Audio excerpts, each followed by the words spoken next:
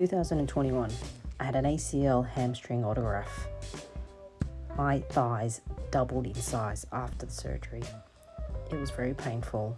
There was a lot of swelling. There was a lot of bruising as well, and even with compression bands, it hurt.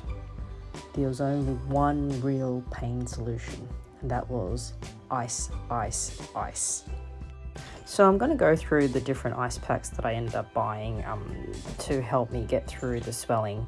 I'm going to start from talking about the neencas, which I bought from Amazon, all the way to the RES3s, which I also bought from Amazon in order of pricing.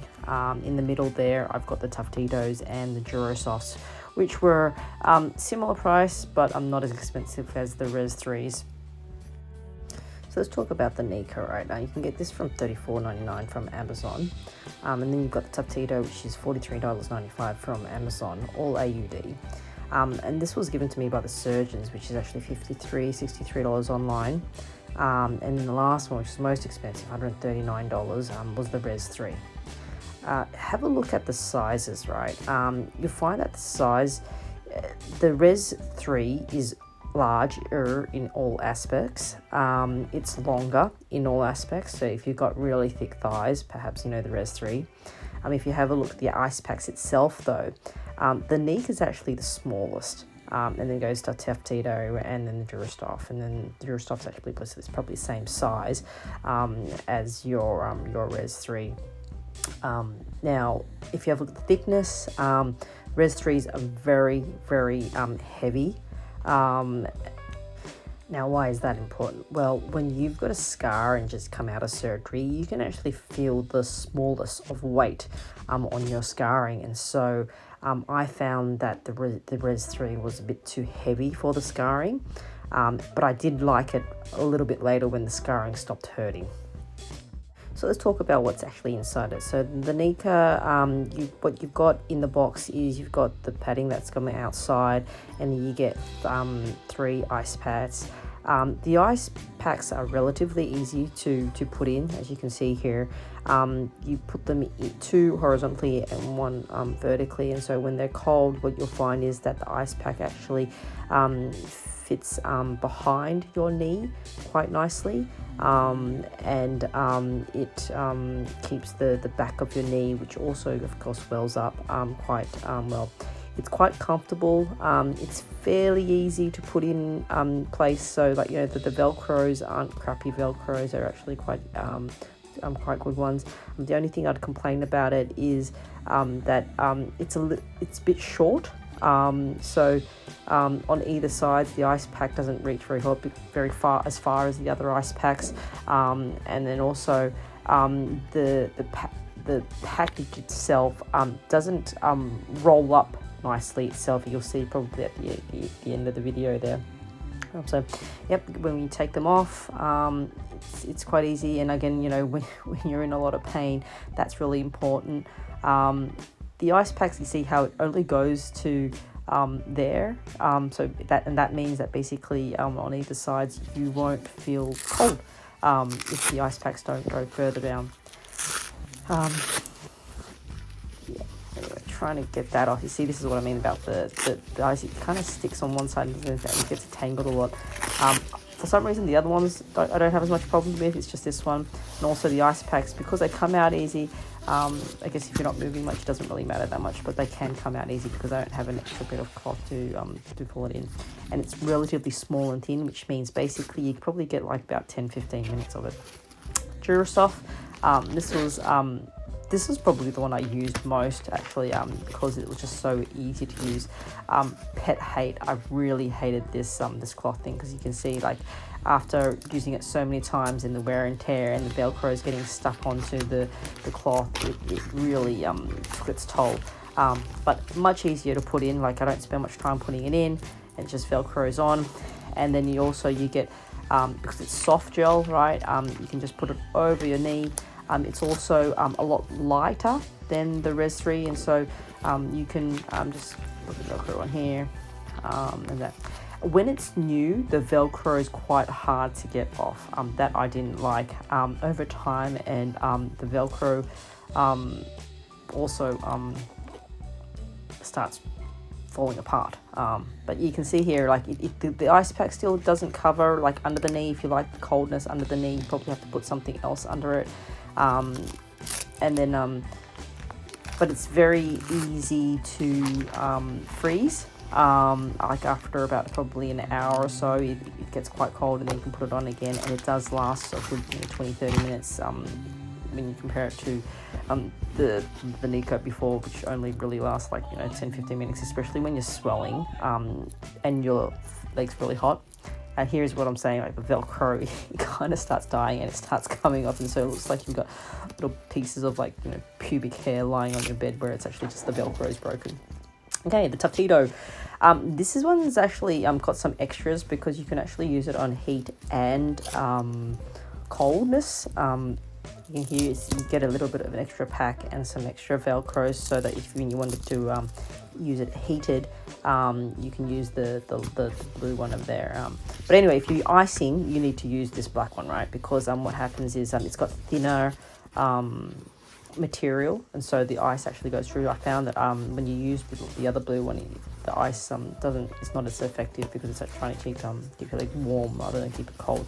Yeah, it's a little bit more tedious to get all the ice packs in, so like there's a bit of a cloth, which is good because it holds the ice pack in, so you can walk around with it without the ice pack falling out, but it's a little bit tedious to try and get all your ice pack in. It does have that extra ice pack, which will then give you coldness under your knee as well. And the material is actually very soft, so once you put it over, it's very good. The ice pack itself is actually thicker than the neenca and bigger than the neenca, and so it actually lasts longer as well. Still doesn't last anywhere as long as the Durasoft and the RES3 though. Very much easier to put in place, and you can see that the ice pack will go to there and there, so it doesn't do the whole leg, so to say, but none of the ice packs actually does the whole leg. What it does do though is actually it does the back of your knee though, so that keeps it warm there. Look, it's soft. The material's soft and easy to put on, and that's important. Like I said, when you're in a lot of pain, having soft materials and light material goes a long way. All right, takes the comfort up. Taking it out again is just as painful as putting it in, and you kind of got to scrap yourself in. And it's okay when you're all awake and all that. But when you're groggy after the oxycodone and all that, it's you wish that things were just easier in life.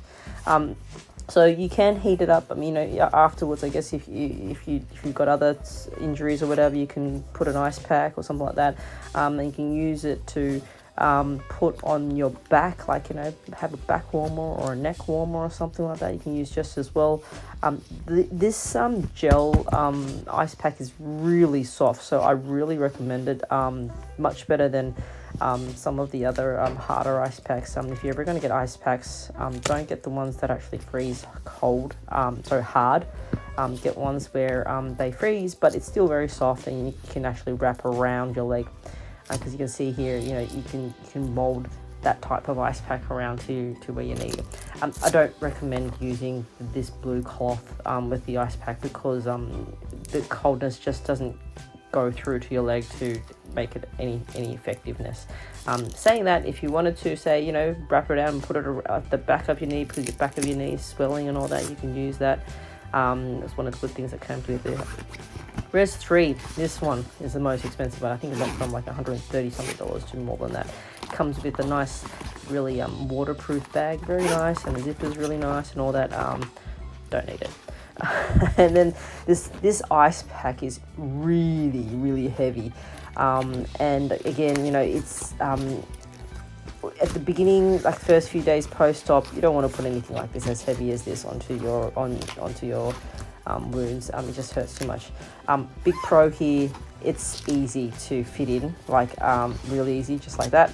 The material's not as soft as the toughito or the neenca, right? It's a bit bulkier. It is also longer, so I think for the guys who've got, bigger and thicker thighs and calves than me, can do that. And one thing is, you can see how the material's harder, which means it's sturdier, but also there's a bit of a gap there in the ice. I'm actually touching your leg. The ice doesn't go right through, but like I said, neither of them does. There is ice that goes under the knee again, because of actually no, this one doesn't go under the knee. It's just one big ice pack. And the Velcro is very, very good Velcro. Easy to interchange, right? Just like that. Take it out and you're done. It takes a very long time to freeze compared to the Durasoft.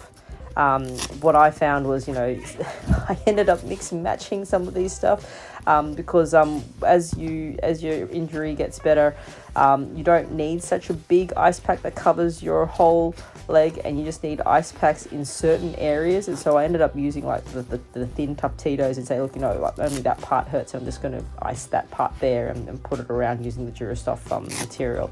The Durasoft material is really good, and the toughito is really soft, right? Let's talk about what the materials look like inside, right? This is the RES3, and you can see the materials, really high quality stuff. The Durasoft, not so good, gets all tangled, it's see-through, but it lets the ice through, right? So I actually use this one the most. Pity that the Velcro keeps killing the rest of the material. The neenca, again, good material, not serious, lets the ice through. The toughito, same thing, a little bit thinner than the neenca, which again, it's good so that the coldness actually can go through. And that material is important because that's what's actually going on your knee. Well, then you ask me, but Jackie, can't I just use an ice pack or an ice block and all that? Well, you could, as you can see, an ice block here, but you know what, you need ice to wrap around your knee, and clearly having an ice block like this, you just get like triangles and you won't find a way for it to wrap either way, and basically they also get heavy and it hurts if you put anything really hard on it. These are types of ice packs you get from like buying seafood and things like that. You can see here again, it doesn't wrap around the leg. Does not so good. They're very cold. They probably keep longer than that. So here, see these soft gels, right? They kind of wrap, especially when they've got the whole wrapping around. You can wrap around your leg. But what are these types of ice packs really, really good for, right? To keep your other ice packs cold. So what I do when I go out is, I kind of pack 2 ice blocks into a ice bag cooler, and then I put all my soft gel ice packs in there, right? And then put some more of the cheap ice packs in and to keep them cold. That helps it all keep cold for a good day. And so that allows me to go out without, having so after every time I finish walking, I'll put some ice on my leg, and that helps me last for the day. So my conclusion after, using all of these ice packs for the last 3 weeks, which one would I choose? Look, for the first few days after the surgery, I definitely go for the Durasoft. It's easy to use, just one pack, light, puts it on the server, and it does its job. Stays cool for a very long time. After probably a week of the Durasoft, I'd go straight to the toughito because you have more flexibility on where you can ice because it's 3 separate ice packs, and it's softer than the Durasoft. The Durasoft can actually be quite hard after it's come out of the freezer straight away. Almost 3 weeks after surgery. Where is my swelling at right now? Well, there's still a bit of swelling, and I'm told that you probably still continue to swell up to 6 weeks. And I keep my ice packs on every time after I do my exercises, just to keep the swelling down. Because once your swelling is down, you get to do a lot more and stretching, straightening, and bending. And look, if anyone from Durasoft is watching this video, please fix this. And I'm serious when it looks like, I've got little pubic hairs sitting on my bed. This is the broken Velcro, and look, the long use of this every day, taking it off and on, it does this to the packaging. I don't think that the outer layer of this would last another surgery, whereas all the other ones would definitely be around for a lot longer. Now, some of you are thinking, why didn't you get yourself a chiro cuff? I did, $250. During the first week of operation, the water and the compression, it was just way too heavy and it hurt too much. So I ended up still just using the Durasoft. And then by the end of it, I couldn't be bothered buying ice all the time. And so the ice packs were much more useful. So if you're thinking of choosing your own ice pack, think about these criterias: size, the softness, and the weight of the ice pack, how long it will stay cold for, how comfortable it is around your knee, and of course, price. How much is pain worth to you? Thanks.